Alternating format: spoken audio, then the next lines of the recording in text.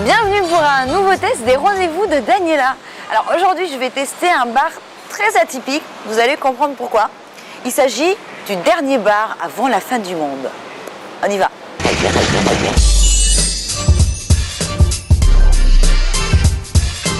Salut Cyril, ça va?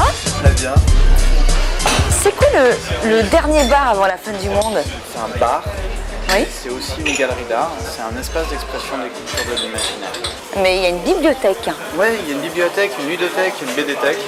Une bibliothèque, une bibliothèque, c'est énorme. Je te suis? On se promène, ouais. Allez, je te suis.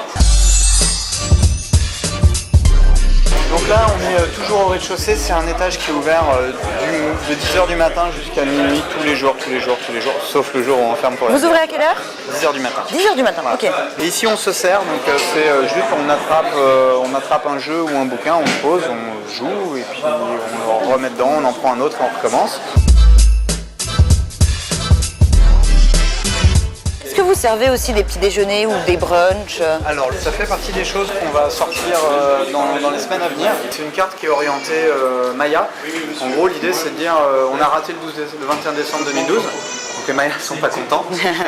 Donc du coup on a fait une carte vraiment à base d'avocat, de maïs, de poulet, de faritas, etc. Ah super. etc. On va avoir le 42, c'est un hot dog de 42 cm. Ça fait un machin comme ça.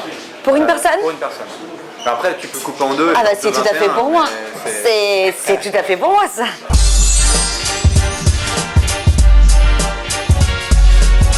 Donc ici on commence à rentrer dans le début de la partie expo.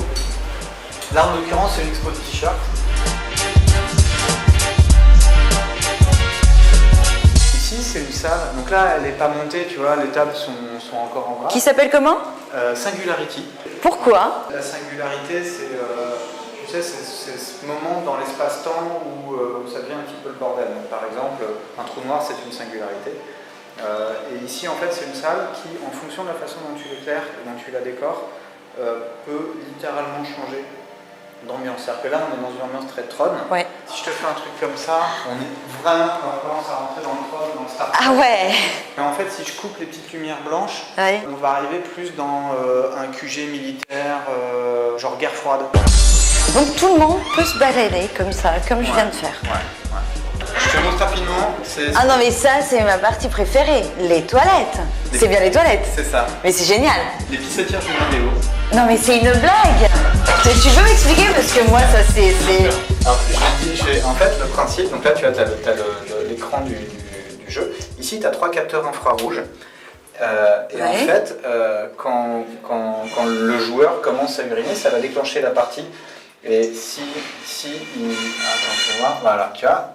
Et du coup, s'il pisse à gauche, et ben son personnage va à gauche. S'il pisse à droite, son personnage va à droite. Mais c'est une grosse blague. Et à chaque fois qu'il rentre dans un pingouin, il marque un point. Alors pour une fois, j'aimerais bien être un homme. N'est-ce pas, hein? Vraiment. Là, on va dans un autre étage qu'on appelle le Nexus.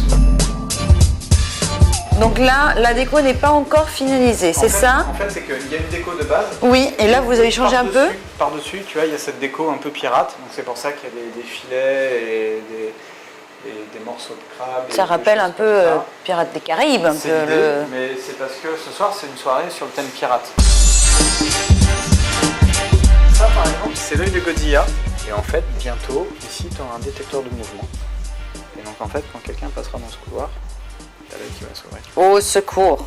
Et la dernière, c'est la salle médiévale. Alors ici, qu'est-ce que tu vas trouver? Le trône de fer. Le trône de fer. En fait, il a été forgé par un forgeron qui a forgé 150, 200 arbres. Et voilà. Donc il a été fait exprès pour le dernier bar avant la fin du monde.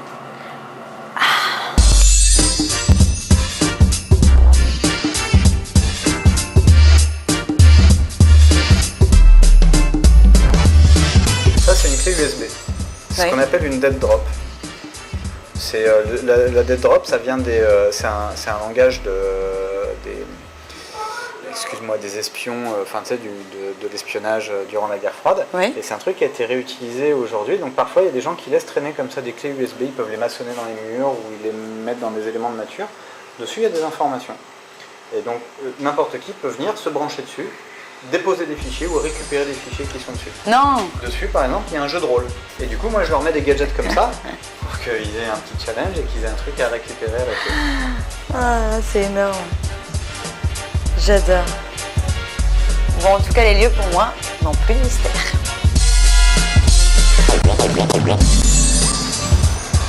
Waouh, super découverte, ce petit bar bien sympathique. Alors ce qui est sympa, c'est qu'il y a des surprises partout, vraiment.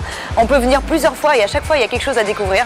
Moi je vous conseille vraiment de venir parce que j'ai adoré, l'accueil était original et puis les clients c'était comme des potes. Je vous dis à très vite pour un nouvel épisode des Rendez-vous de Daniela sur Code Barre TV.